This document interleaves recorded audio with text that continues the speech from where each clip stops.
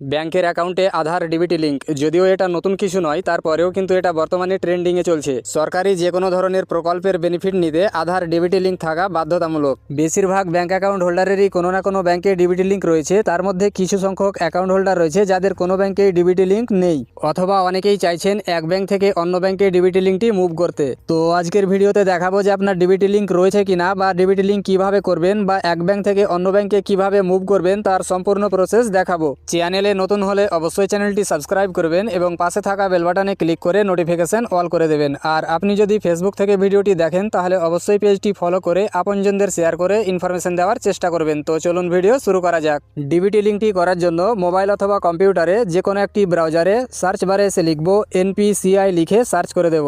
Search করতেই পরবর্তী এরকম ইন্টারফেস চলে আসবে। তো এখানে প্রথমে দেখেন NPCI এর যে অফিসিয়াল ওয়েবসাইট সেটি প্রথমে চলে আসবে। এই প্রথম লিঙ্কে ক্লিক করব।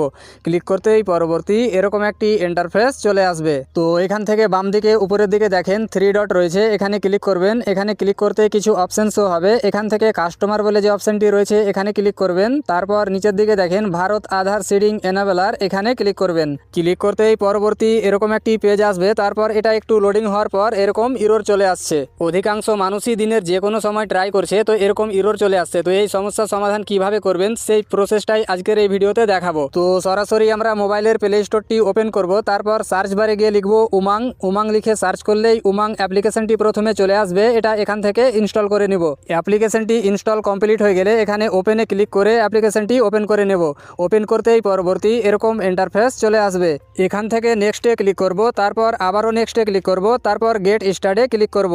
তারপর পরবর্তী এই পেজটি চলে আসবে। তো যারা অলরেডি উমাং ইউজার অর্থাৎ যাদের রেজিস্ট্রেশন করা আছে তারা এখানে মোবাইল নাম্বার এবং এখানে পিন দিয়ে কন্টিনিউ করে কিন্তু লগ ইন করতে পারবেন, অথবা এখানে মোবাইল ওটিপিতে ক্লিক করে মোবাইল ওটিপি জেনারেট করেও লগ ইন করতে পারবেন।